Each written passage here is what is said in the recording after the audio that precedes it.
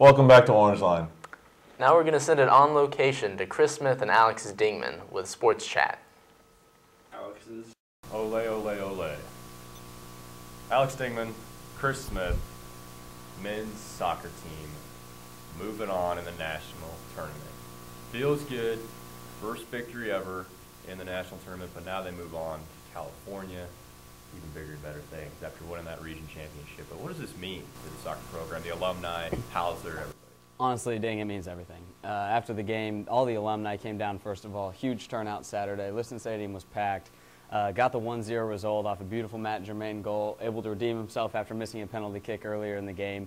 Get the 1-0 result, advance to the Sweet 16 of the national tournament. This is the furthest a Baker soccer team has ever made it. They go out to play a Westmont team who they've garnered some of the similar results throughout the season. It's a very beatable game. There's a good chance we're going to see a Baker soccer team in the Elite Eight in the Final Four of the national tournament. This is huge. Yeah, the team that they're playing, didn't they already previously lose to a Graceland team that Baker defeated? Yeah, they lost to Graceland by a goal earlier in the season in overtime, and then as you know, in the HAC championship, Baker throttled Graceland 4-2.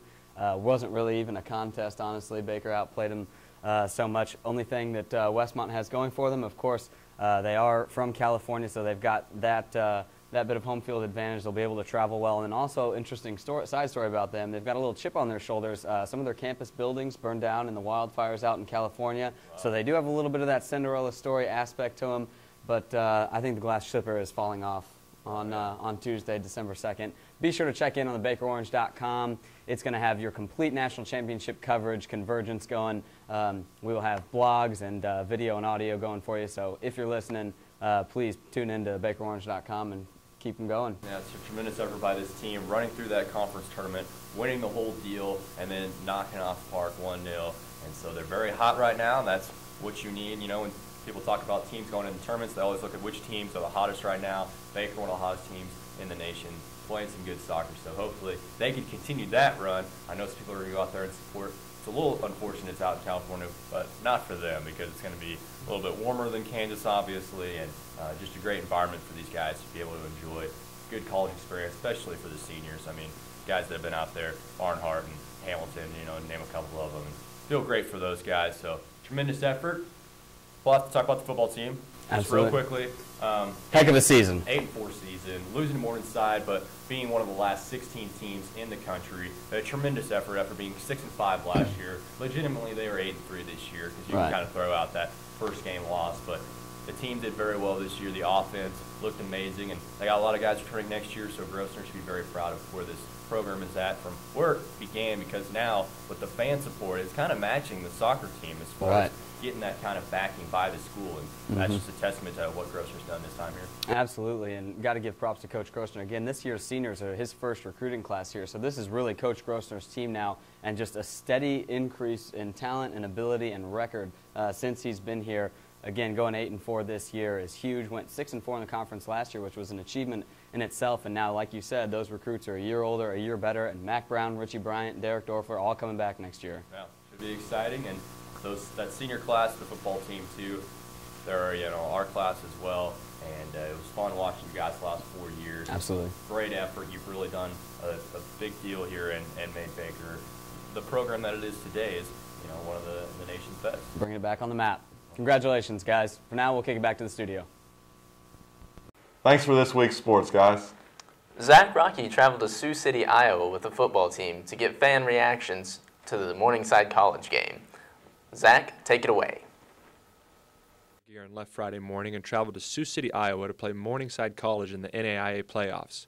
It was business as usual for the team when they were in Iowa that they had practices and run-throughs at the stadium. Although the football program hasn't been in the playoffs since the 90s, the players felt more excitement than nerves. There's a lot more excitement than nerves going on right now, and playing football right now is a lot of fun. It's something most of us haven't done since high school, and it's what we work for all year round. No, I'm not nervous. I've been around here for a couple years now. I mean, we haven't had too many big games as big as this, but I think the last couple weeks against Mid-America and Missouri Valley have prepared us for this week. Even after the team dinner, the players gathered in a hotel conference room to study game film so they could better understand their opponent. The players and coaching staff worked hard all week and stuck to the game plan that got them to where they were. Like everything else, it's been intensified. you lose and you go home. So we've done everything we possibly can to get ready for this game, and I feel real confident. There was a couple of inches of snow when the players woke up on Saturday morning, and the temperature was in the 30s. The maintenance crews at Morningside had gotten up early to clear off the field and bleachers for the incoming fans. Some thought that the weather might be a factor. Exactly. You know, tomorrow you're going to have to try not to think about the weather. You know, as I said, we've worked all year round to get to this point, and I mean, there's no reason to let the weather, you know, affect how we play. The game started off great for the Wildcats when they jumped off to an early 6-0 lead off a Richie Bryant touchdown pass from Mac Brown. However, the extra point was blocked and was returned for a safety, making the score 6-2 early in the first quarter. That would be the only time the Wildcats would lead in the game. Special teams miscues and a few other mistakes put the Wildcats down at halftime with the score of 37-16. Many of the fans of the game thought Baker could turn the game around if they simply changed a few things. There's too many gifts in the first half. The guys they're not playing very well on special teams, and they just need to kind of buckle down and play their game, because I know they're kind of going long on a few passes, and those little short dip and dives right down the middle of the field, those are the ones that kind of work for them, and they're kind of abandoning that a few times, and it's kind of cost them. So, but hopefully we're going to have a little bit better showing in the second half. At least I hope we do, for the fans' sake. We're cold. We came all this way to see them win, so I want to see them give a little bit better effort and get a little bit better result in the second half. So, unfortunately, it was just not Baker's day, and that things did not get better for them. Morningside scored 28 second-half points and won the game 65-27. Mac Brown was chosen as the most valuable player for the Wildcats. The Wildcats had a great season, finishing with a record of 8-4 and made the playoffs for the first time since the early 90s. Coach Grossner and the Wildcats will try to take that success into next year's season. Reporting from Sioux City, Iowa, I'm Zack Rockey. Thanks for that, Zach.